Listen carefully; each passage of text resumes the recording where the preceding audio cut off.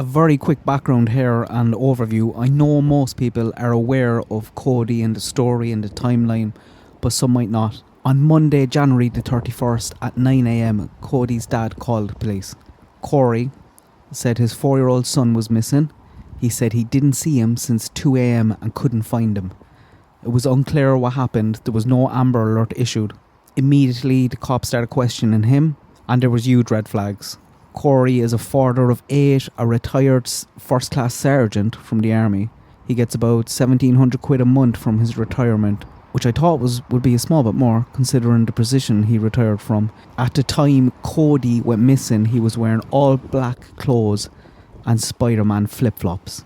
At the time, he was living in the house with Corey's 3 other kids. So there was 4 kids there, and the neighbour said there was a living girlfriend also. Corey's mother lives and works in DC. She's also an army veteran. I don't know much about her other than her name is Dina. I do know in 2008 Dina filed an assault charges against Corey. The charge sheet said he bit and choked her. We don't know much about her, but Corey has had all 4 children in that townhouse since 2020. We don't know why. I heard that Dina dropped them off and didn't come back. I also heard that she dropped them off and Corey moved and changed his number. Not so sure. That's kidnapping basically, so I'm not too sure which one to believe, but it doesn't matter for now.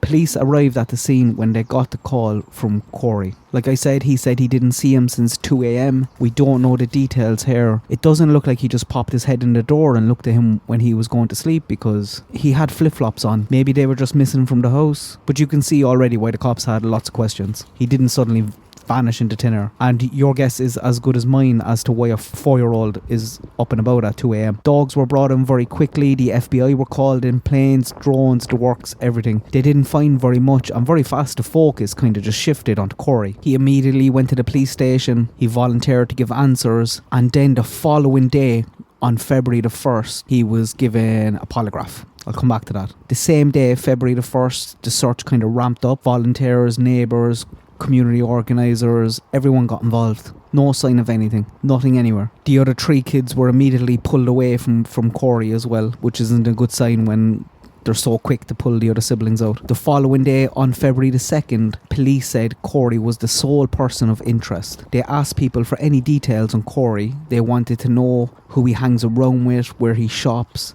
They wanted people to tell them everything they know about him basically. They also asked everyone to check their properties for Cody, garden sheds, that sort of thing. The same day, they narrowed in their search to a 1-mile radius. We don't know why, but they focused around the house, and they also brought in a dive team looking in some of the water areas. And this was the first time I think I seen Corey, the dad's sister.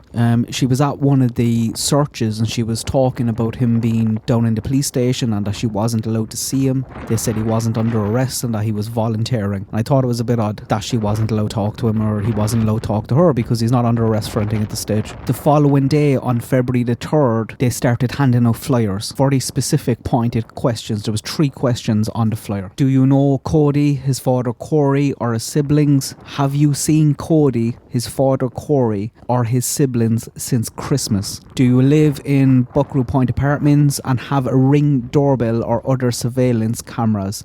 If you answered yes to any of these questions, please call. Quick side note, aren't the Ring doorbell cameras are completely changing the game? They're not around that long, but the amount of crimes and criminals that they've helped in solving so far is pretty amazing. So that's the 3 questions, very pointed questions. You can see where they're going and what they're looking at. The same day, a forensic team went into the house and carried out evidence. This is important. So February the 3rd, they carried out evidence. And then I seen a clip again of Corey's sister. I'm going to play it for you here, but it's her leaving the police station with a lawyer that she's retained for him, and they're denied access.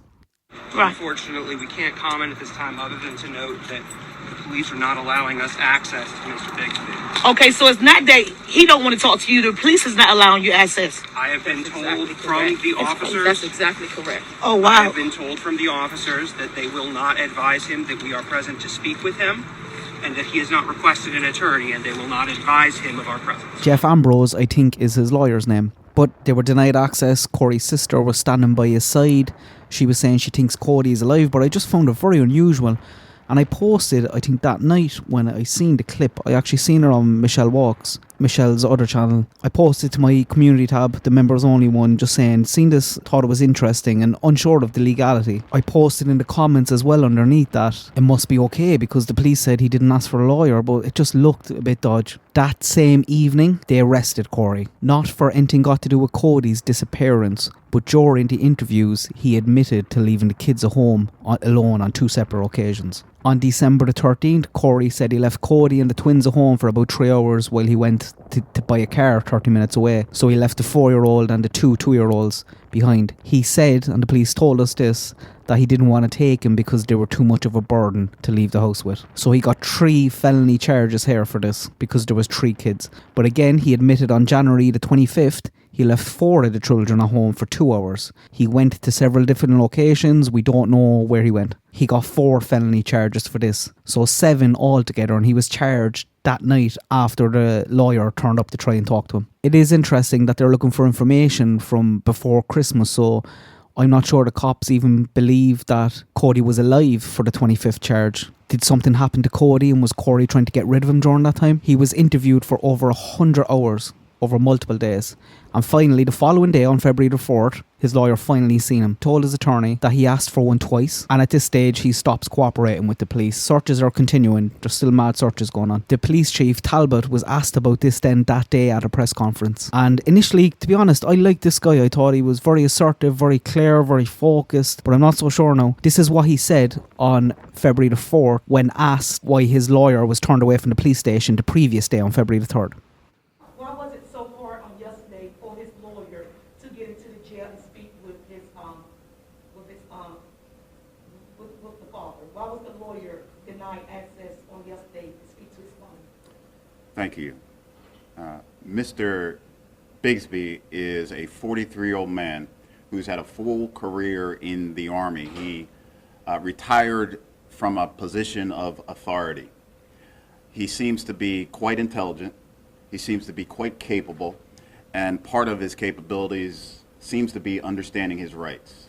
At no time did he request to see an attorney.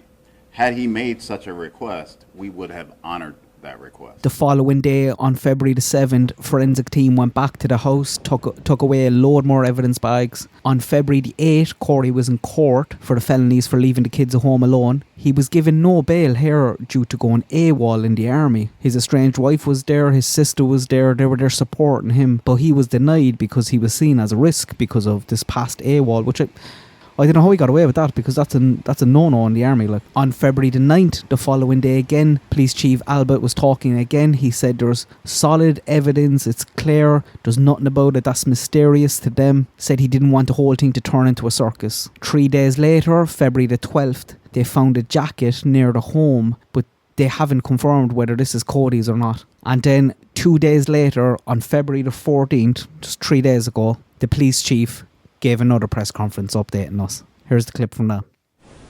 So Mr. Bigsby came to the Hampton Police Division, I'll remind you, on January 31st to assist with this investigation. He had his 3 small children with him. Around 2:30 that day, Mr. Bigsby sat for a formal interview with our detectives. The detective in that case began the conversation by reminding Mr. Bigsby that he was there voluntarily, he was not being detained by us, and that he had the right to an attorney if he chose to have an attorney with him. Mr. Bigsby decided to waive his rights at that time and to answer our questions.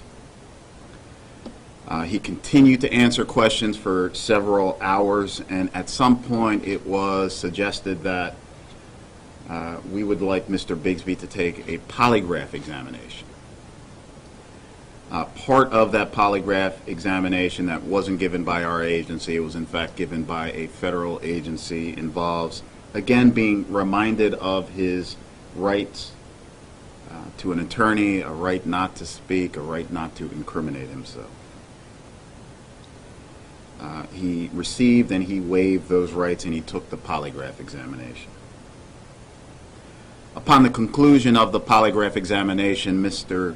Bigsby resumed his interview with our detectives and our partner agencies. In the midst of this follow-up interview, there was a heated exchange between Mr. Bigsby and the lead detective in this case. The heated exchange came about when there was a discussion about the results of that polygraph exam. I won't discuss the result, I'll just say there was a heated back and forth. In the midst of this heated exchange, Mr. Bigsby made a statement that I believe was mishandled by the Hampton Police Division. He made a statement that indicated that he wanted to have legal counsel there with him. My assessment of his statement in that moment and a statement that he made several minutes later that was similar, expressing a desire for legal counsel, my assessment is that his desires should have been honored. They weren't. That's a major mistake, and a few of us seen it happening. We seen this coming. I find it very hard to believe that he didn't know about that interview also. I talked in past videos, especially around Candace's polygraph and stuff, how the best interrogations come after a polygraph. And he's telling us now that he didn't see that till the 11th was when he reviewed that. There would have been multiple investigators watched that. One guy is, the lead investigator is suspended with leave. He seems to be the one thrown under the bus for it, but there was multiple people knew about that. He's also clearly telling us that he failed the polygraph test, which is going to poison any jury pool. He didn't need to tell us that detail. Why didn't he just say it was tough questioning? Why did he have to put that out there? Was it because that then became the main story that he failed the polygraph and not this screw up by the police? Corey's own lawyer came out saying he was grateful and proud of the police for coming forward and making their mistakes public.